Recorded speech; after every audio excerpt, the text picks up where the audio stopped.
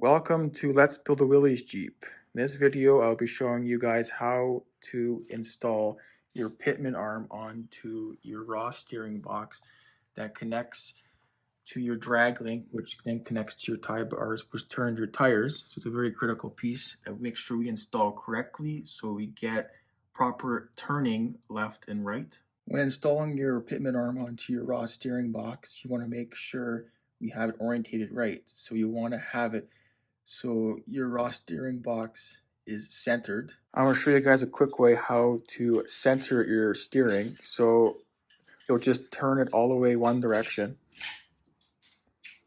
like that. And now we'll put a piece of tape on here and we'll count how many times this tape goes by. So it goes by 1, 2, 3, and 4 approximately. So now we just have to half that. So now let's go back just 2 spins. So watch the green tape with 1 spin. Now we're on to our 2nd spin.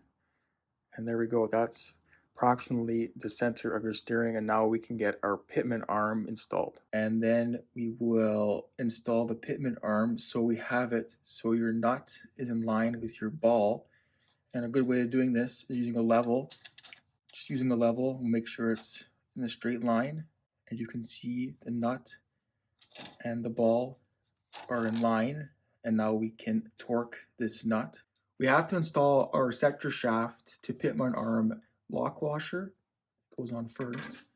And then we will thread on our specialty sector shaft Pitman arm nut. And we will torque this between 90 and 115 foot-pounds.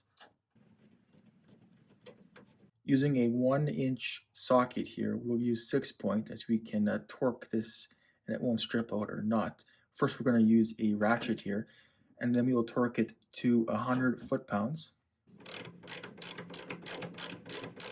Now we will use a torque wrench and torque it to 100 foot-pounds. When you start to torque it, your steering box will start to turn upwards, and that's fine because that's how it will lock out so we can get the 100 foot-pounds of pressure behind it.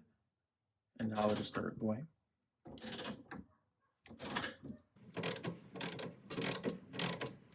Here's a quick overview of the steering. As you can see, the steering is centered now. And we turn it going right, our Pitman arm goes up. And then we turn it back. It'll go all the way back to the left. And we want to have it so we have equal amount of spins going each way. So there's 2 spins going left and 2 spins going right, and center is centered. So really it's actually 4 spins total. And that is how you get your Pitman arm to be properly installed. It's very critical you get this Pitman arm in the right spot because your tires won't turn in the proper directions and there won't be enough turn in left and right. This is very critical. Make sure you get this right.